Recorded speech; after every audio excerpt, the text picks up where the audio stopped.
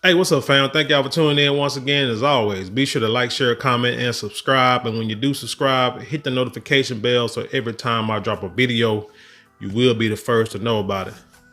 So it seems that your president, Joe Biden, is doubling down on a statement he made about 4 years ago, but has yet to deliver on a promise. But he pretty much almost swears up and down that he did. But let's get into this story, y'all, because we're going to make a deep dive, and I'm going to attempt to show you how history just continues to repeat itself. What is that saying? To know that you insane. I now sound like George Bush. Fool me once, you never fool me again. Anyway, what it says, the definition of insanity is to continue to do the same thing over and over again, expecting the outcomes to change. And so I think it's high time to just go ahead and say that our people, Black Americans, we are insane. And we have been insane for a long time. But now there's no need for the insanity, because a lot of this stuff, a lot of people haven't seen. It hasn't been put in the forefront, but it's out there. Actually, it has been out there. And I'm going to get into that too. But let's go ahead and get into this. But like I said, I'm going to show you that history has repeated itself over and over again, and nothing has changed, not even our votes. So this is from Yahoo.com by way of The Hill. And it says, Biden repeats promise to Black Americans, quote, "I have your back." President Biden, in a Saturday interview, doubled down on his commitment to stand by Black Americans and pointed to his record of support for Black-owned small businesses and to strong job creation numbers. We've seen videos recently, like we always say around about this time, Democrats come around into the Black community, show their faces, wave, do photo ops, all that kind of mess. Same old thing. Young folk ain't affected by that. We don't care no more. Hey, you know why? Because one thing young folks do got right is that, let's say like the entertainment business, these artists nowadays are putting out songs almost every 10 minutes. They're putting out videos all the time. So they're in the public eye all the time. See, so when somebody comes around every few years, gone and forgotten, right? It's not like when we were growing up, when I was growing up, an artist put out an album, let's say in 1990, and then may put another album out in 92. It's like every 2 years they would put an album out. But then you had somebody like DMX who came out and put like 2 albums in 1 year, and he kind of changed the game. And then you had like No Limit. That's more like independent stuff, but like No Limit, Death Row, they put out music, more frequently, or put their artists out more frequently. So it's like if you're not being seen or not producing in a short amount of time, people forget about you. So the Democrats are going to have a problem if they continue to go to the Black community every 4 years. It's like the youngsters, my generation and younger, we not falling for that. What he says, support of Black-owned small businesses and strong job creation numbers. Now, they keep putting out that more jobs were created, recently. We keep creating more and more jobs. You know why you create more and more jobs? Because more and more jobs ain't paying nothing. Well, less and less jobs are paying nothing. I mean, the minimum wage, I know I hear in Texas, is still in the $7, $7.25, $7.50, something like that. But they say you need to make $17 an hour to afford, a 1-bedroom apartment anywhere in the country. So you got more jobs is because people are getting more jobs, as in individuals are having multiple jobs, including side hustles, to make a living. Not to have extra, but to pay bills, but to pay necessities, to have necessities. You got to have more than one job. So that's why you have a record number of jobs. So don't let that statement fool you. Quote, "You promised Black America that you'd have our back. Do you feel you have our backs?" MSNBC's Jonathan Capehart asked Biden in a clip that aired Sunday. Now, why the hell would you ask why would you ask this guy, do he think he have our back? Because he's going to say yes. I mean, come on now. They're going to get there and say, nah, I don't think so, because I just disappoint. I made these promises and I've disappointed you all. Shoot, no. He going to say it, and then he going to say this little rhetoric here. Quote, I have your back as much as any president has in American history since Lyndon Johnson, Biden responded. Black wealth has increased by 60% across the board. So that's like what you call a mean, median, and mode, right? Like across the board, which basically saying that 10 black people, they have $1 billion and the rest of us have nothing. So across the board, when you go out the mode or what have you, or across, what is it? Yeah. Then it's like, wealth has risen, but only for a select few, not everybody. But it says, what do you say? This statement too, I have your back as much as any president has in American history since Lyndon B. Johnson. See, I hate statements like that. That reminds me of when your kid come home and they say that they made a 60 on a test, right? But they say, but I heard, this teacher's hard. I've read reviews and results, and man, can't nobody, not a lot of people pass it. And I asked them, did anybody pass the test? And they're like, well, yeah, about 2 or 3 people. But most of I got the highest failing grade or something like that. And I'm like, what did they got to do? But everybody else failed. I'm like, what they got to do with you? What does the rest of the students that's in the class now, in the past, or what have you, what does that have to do with you? Yeah, the teacher might have a reputation of having been hard, but have you went and talked to the teacher? Are you sure you looked through the syllabus? Did you go to like after school tutoring or office time to talk to the teacher, and maybe you can get an insight on how to pass the class? Did you talk to the other students who passed? Are you befriending them?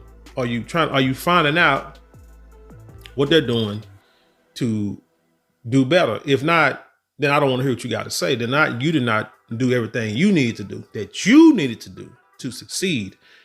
He's talking about presidents of the past. Nobody cares about what happened with the president of the past, because basically you're basing your results on people who did nothing for Black Americans, basically. So it's kind of like taking 0 and multiplying it by 10. What do you get? Thank you. He said Black wealth has increased by 60% across the board. So I had to look this up, right? So I went to this web, Google, because I just don't take people by face value when they tell me something. I got to look up and see if I can find any kind of stats. So I looked up, Black wealth in America like nowadays, and I came across this link. It's from Brookings.edu, and it says Black wealth is increasing, but so is the racial wealth gap. Let's get into this just a little bit of it. It said, according to the latest data from the Federal Reserve surveys of consumer finance, the nation's racial wealth gap increased during the COVID pandemic, but between 2019 and 2022, your president got in office in 2020, so he could take about half of this, half of this blame. Median wealth increased by $51,800, but the racial wealth gap increased by $49,950, adding up to a total difference of $240,120 in wealth between the median white household and the median Black household. So, like I said, multiply 60 by 0, what do you get? Or multiply 1 by 60, whatever, and you get 60, but still, you multiply theirs by 60 by 10, 20, 30. The numbers are different. It says a survey of consumer finances is the most comprehensive survey on household wealth in the United States, updated every 3 years. So there'll be another update sometime 2025, which will be too late if y'all done put Biden in the office, because when that comes out, he's going to already be in his second term and nothing you can do about it. You just got to let God and nature take its course. It's updated every 3 years. This data provides a representative look at our current and past economic landscapes, which is particularly helpful in capturing the economic realities of households during the onset, peaks, and duration of the COVID-19 pandemic. So let's see. It says, quote, in 2022, for every $100 in wealth held by white households, black households held only $15. So again, you said by 60, we increased by 60%. But it still is not close to closing no racial wealth gap, which is one reason why I say we got to stop falling for that. Gotta stop falling for that.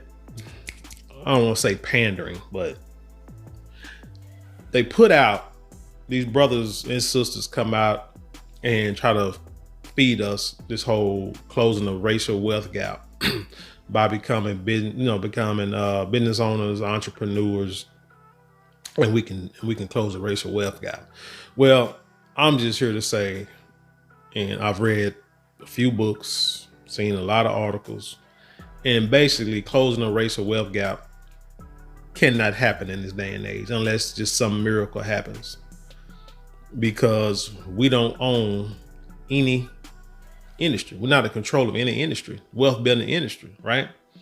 Like I was saying, we can go out here and make candles and body oils and stuff like that, but we don't make the bottles, we don't make the cans, containers, we don't make the oils, we don't make the wicks. We buy that from people. We buy that from companies from China or overseas, or even like companies in America maybe, but we don't make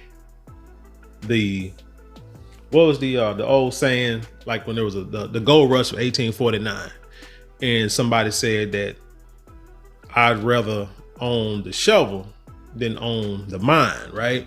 Because the shovel and the pick is what people need to go get the gold. And most people probably won't find a lot of gold, but every last one of them is going to buy a shovel or a pickaxe. So I'll be the one to be making the shovels and the pickaxes, and y'all can buy from me, and y'all go do what y'all got to do, and I wipe my hands of it. I got nothing to do with if you become rich or not. That's what the problem is. If we can find some way to create products by our hands and sell that, you can make a lot of money. You can become wealthy that way. I mean, shoot, just by like making things like, I don't know, leather goods. You can buy now fabric. It's hard to make fabric, but you can make. But it's like I said, we don't have like them kind of companies where we're actually making stuff, creating the products that everybody's buying. We're buying products, tweaking them a little bit, and selling to people. Like I said, making other people rich. Shout out to Temu. Figure one, let's talk about figure one. Using data from the Federal Reserve distribution of financial accounts showed that between 2019 and 2022, total wealth increased for all racial and ethnic groups. However, according to the survey for consumer finances, median black wealth increased from $27,970 to $44,890, but continued to lag other racial groups. Now, how in the heck we are the second most prominent group in this country due to, racism, wars, destroying the Native Americans, slavery, all that kind of stuff, to having other groups surpass us in wealth. It's because we're too much. I think because we rely too much on the government to financially help us out, and it's just been waiting. But again, these other companies, other countries, other ethnic groups, they have countries that they can get supplies. And that's basically what it is, that we don't have anybody backing us. I know a lot of us try to say that Africa don't like us, or we don't like Africans, and this, that, and the third, but truth be told, and I know the whole slavery thing creates an issue between the continent and Black Americans. But we really do need a country or a continent to back us I think Gaddafi did there for a minute, and you see how that turned out, what they did to him. And anybody else who tries to give black people across the world any kind of power or stronghold anywhere financially, somehow they end up dying in an airplane, in a helicopter crash. But that's the difference. Like, let's go into this. Like it says, black creeds, but it's saying 2022 median wealth was approximately 62,000 for non-white, Latino, or Hispanic households. You know why? Because Mexico make products. You know what I'm saying? Mexicans get together, save their money, and bring each other over. And somehow I don't know what they do, but somehow they can do it because, one, you noticed about how like Biden got the borders open. So that means that there's a reason for that. It's always a financial reason. But like I said, Latino, Hispanic people, you got Mexico, Central, South America that's got their back. They got their support that if anything goes wrong, they can always go back over there. It says $285,000 for white households and $536,000 for Asian American households. Now remember, again, Asia, China, Japan, they make a lot of products. They have a lot of money, they have a stronghold, a lot of power. You treat them Asian Americans wrong, you can have a problem with Asians. That's why you can have an anti-Asian hate crime bill when one of them get pushed in the street. But yet black Americans can be statistically proven to be the most have the most racial violence committed against us, proven by FBI statistics, and we get nothing because we don't have anyone to back us but ourselves. So we're like stuck between a rock and a hard place. Asian American household wealth data was only provided for 2022, and therefore time series graphs will only show wealth data for the racial categories Black, Latino, Hispanic, white, and other, which includes Asian American, Native American, Pacific Islander wealth. So there's a couple of graphs here. I'm not gonna get too in detail because I gotta finish this article. But when it shows total household wealth grew in 2022, but white households still hold the vast majority. It shows like what does this say? In 1989, white wealth was at $18.76 trillion. And in 2020, if I can get there, come on, don't play with me now. 2022, fourth quarter, it was up to 113.25 trillion. Blacks, I can't even see it on the dang. You can't even see it. It's like ain't nothing there. Let me see what my color folk got. Blacks. You can barely go across this line. Can I make it to 1989? Yeah. Lost it. See, so damn small, can't keep it on it. Blacks in 1989 had a wealth of 841.75 billion compared to almost 20 trillion to white folks. And in 2023 second quarter, Black America had $6.53 trillion in wealth. All right, 6.5. And what did I say white folks had? Come on, get on here. 119.76 trillion in the second quarter of 2023. So I'm sorry. Like I said, there's no closing that when you talk about that gap, that bigger gap in money, there's no closing that because interest builds up a lot quicker. If I got $1 million and let's say I get 10% interest, let's say every month, and you got $10 and you get 10% interest every month, that $10, you're going to get $1. That $1 million, you're going to get $10,000. And if it keeps going like that, yeah, yours are going to go up, but how in the heck you going to catch up to that when you don't control anything? But I'm gonna let y'all go to this. Like I said, you can go. I'm gonna put the link in the description box so y'all can see where I got that from, so y'all can look at the stats yourself, because I love for y'all to research. Now, back to the article. It says Biden said he has been meeting with black business owners in the last couple of months. Like I said, it's election time.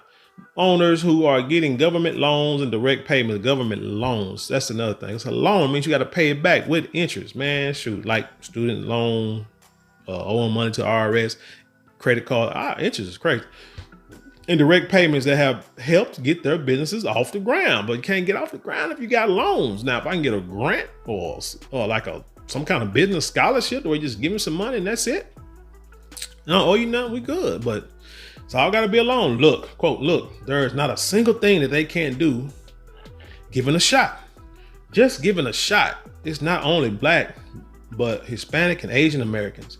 That's why all three of these major organizations endorsed me today. Which one? Black, Hispanic, and now, this is supposed to be an article about promises to black people. And just like that, he added Hispanic and Asian Americans. He added other groups to it. He refuses to let anyone feel left out when you talk about black people. This is why, again, we don't take him serious. We like, man, whatever. If you're going to talk about me, talk about me. Don't bring up anybody else.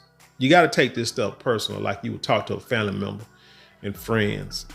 And if you look at it from that approach, stuff like this will piss you off, because I don't want to hear nothing about nobody else. What you doing for us? Because as you see with the racial wealth gap, we ain't really benefiting a lot from anything. And we have been here longer than these other groups by population for sure. That's why all three endorsed me today. Biden said, referring to a trio of endorsements from major political action committees representing Asian Americans, black and Latino voters. The same people who's always been doing it. He said the AAPI Victory Fund, the Collective PAC, and Latino Victory Fund on Saturday rolled out their endorsements. Where is I don't see nothing black on here. AAPI, that's for like Hawaiians and Native Americans, not Native Americans, Pacific Islanders, Asian Americans, Pacific Islanders. Collective PAC, don't know what that is, and Latino Victory PAC. Collective PAC, what is that? Now you're gonna make me look this up, because I don't know what the heck this is. Search Collective PAC. What is this? Improving democracy and justice under the Collective PAC is Democratic Political Action Committee. And let me see images, because I don't feel like collecting on the Collective PAC. That is black folk. Okay, so that is black folk. All right, we got you. Collective PAC. All right.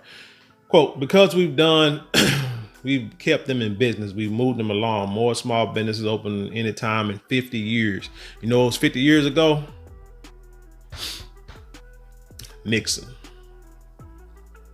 50 years ago was Nixon. I'm going to tell you why that's significant in a second. Biden said, adding that small businesses make up half the economy. Man. Biden also touted his effort to build products in America, relying on American workers. Well, that's what I'm doing, Biden said. And I said I'm going to make sure that 20% of all that goes into minority business, to small businesses. Guess what? 21% has gone. It's growing. The economy is bringing the nation together. Man, you know what I'm finna see? Let me see. Who has the most minority businesses? Let's see. What percentages? Look at black-owned businesses, data minority-owned. It says 2021 Census Bureau. Let's see if we got something on here. Maybe it don't. But if it does, veteran-owned businesses, number of Hispanic-owned businesses has grown by 3% estimated. Asian men, let's see, this is the black or African Americans own about 124,000 businesses. Let's see, American Indians had 24,000 businesses. Asian-owned businesses are 577,000. Hispanic let's say grown about 3%. Don't really have a number on there. Oh, yes, it do 331,000, and then so on and so on. So that really doesn't tell me what I want to see. But back to Biden. Look at it. When we talking about that's what I've done. Mostly minority businesses go to other groups, not us.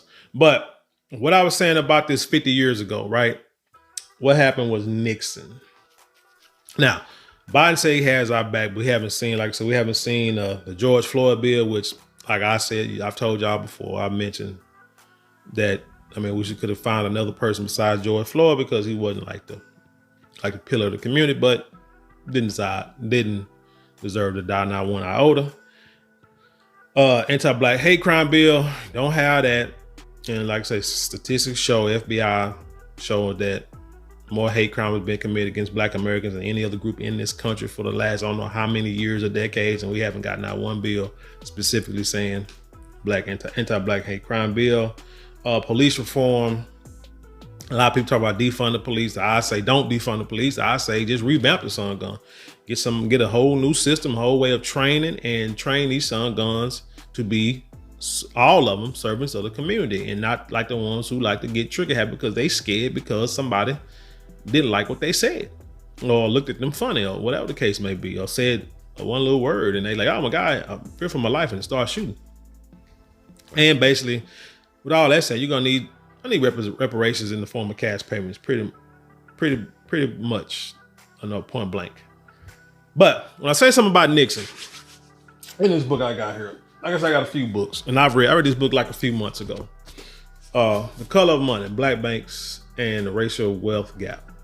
And this is by Baradaran, it's a Mirsa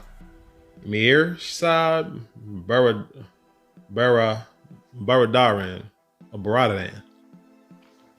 And in this book, like I say, it talks about, history, like I said, the black banks and how that was just really just, a bunch of bullcorn, because that's why a lot of these black banks didn't survive and don't survive now, because you have to understand is that you have to be backed by a major white bank. Why? Because you have no money. We don't control the financial industry. So in order to create a bank, you got to have somebody to be able to ensure the accounts of your account holders. You got to have somebody that will back your bank. And back in the past, they used banks as really like just holding money for the major white banks to use the black banks' money to put loans out for these businesses. And it's how these other, which help these other folk businesses grow, and yours not, because they're not loaning you money, your own money in your own banks for your businesses, but they're using your money for the mother folk. And then you wonder what plays a part in the racial wealth gap. Get some doggone books, y'all, and read. But anyway, read a quick little excerpt, because this is what I mean by history repeats itself. And like I said, when he said more small business open in time of 50 years, let me go to, this is a chapter. Let's see, page 165. I wrote that down. The name of the chapter is called The Decoy of Black Capitalism. It talks about Nixon and his push for black capitalism. So I just want to read a little couple excerpts about in here, if I can remember. Let's see. Let's say he wanted to promote. Here we go. Let's see real quick. Johnson, talking about Lyndon B. Johnson. Remember, like, he's talking about Lyndon B. Johnson. Nobody did nothing more since Lyndon B. Johnson. But remember, Nixon started this black capitalism movement. But if you're too young and hadn't read, you wouldn't know about this. Johnson may have been the master of the Senate, but Nixon was the master of political sleight of hand. Not only would the promise of black capitalism curb the stronger demand for black separatists, it would appeal to white voters across the political spectrum, especially because the very loosely conceived plan was open to multiple interpretations. To blacks, it was a grant of power. Remember how, like people like Boyce Watkins, they talk about this black spending power, closing the racial wealth gap. The word power is like a trigger to us. Nixon said, quote, people in the ghetto had to have more than an equal chance. They should be given a dividend. What did your president say here? Hold on, let me see. God dog, it wasn't that long. Let's see. You look, there's not one single can do. let's say, look, there's not a single thing they can't do given a shot. Just given a shot. It's not only black, but it's Hispanic, blah, blah, blah, blah. Did you see that? Did you see that? Damn, I lost my spot. People in the ghetto have Nixon. This is what Nixon said. People in the ghetto have to have more than an equal chance. They should be given a dividend. To suburban whites, it will cure violence. After the riots in Chicago in 1968, what's going on now? It's a lot of crime going on. It's a lot of uprising in the last few years with Black Americans talking about enough is enough. We demand our just due. And so they're afraid that we're going back to the whole fight the power, Chuck D, Public Enemy days of before they flip rap into what it is now. And then you had the Black Panthers from the 70s, 80s, and spilled on to the 90s or whatever. But like I said, history just repeating itself. After the riots in Chicago in 1968, he reasoned people who own their own homes don't burn their neighborhoods. To middle-class voters who held the American values of community and upward mobility, any program using the word capitalism, entrepreneurship, and self-help struck a chord. To fiscal hawks, it would cost nothing. Upon accepting the Republican presidential nomination, Nixon declared at the August 1968 convention. Now, you got to remember, this is around about time a lot of our black leaders were being assassinated. Malcolm X, Martin Luther King, Medgar Evers, so on and so forth. Instead of government jobs, the government housing and government welfare, let government use its tax and credit policies to enlist in this battle the greatest engine of progress ever developed in the history of man, American private enterprise. What Biden said, more black businesses have been created in his term than over the last 50 years. Man, it's a plan. It's not going to help reduce the racial wealth gap. This is just a plan to get you to appease you. You know what I'm saying? To make us docile. Forget, you know what I'm saying? They're not talking about nothing. Let's see. In a speech called Human Dignity, I think this is Nixon. Okay. No, let's go further than that. It say in a radio program in April 1968, Nixon took his case directly to blacks. He said that black Americans do not want more government programs which perpetuate dependency. True. They don't want to be a colony in a nation. They want the pride and the self-respect and the dignity that can only come if they have an equal chance of to own their own homes, to own their own businesses, to be managers and executives as well as workers, to have a piece of the action in the exciting ventures of private enterprise. Nixon sold his program as a companion to the Black Power movement. Remember the Black Lives Matter? Was that not a Black Power movement? As corrupt as it was it not a Black Power movement that a lot of us got behind initially? His plan was in sync with the true spirit of black nationalism, he assured them. Black extremists are guaranteed headlines when they shout burn or get a gun, but much of the black militant talk these days is actually in terms of closer to the doctrine of free enterprise than to those of welfareist 30s. Nixon promised more black ownership, black pride, black jobs, black opportunity, and yes, black power in the constructive sense that often misapplied terms. Nixon was practically repeating Malcolm X, who had said that black man should be focused on his effort toward building his own man and continue. But not gonna read this whole doggone book. Go get it for yourself. So, in other words, and Nixon wasn't he a Republican? So again, you vote on policy, not person, not policy. Not person, not party, but policy. Because, like they say, two wings on the same bird. But this time, you definitely shouldn't be voting for, unless something changes dramatically and drastically.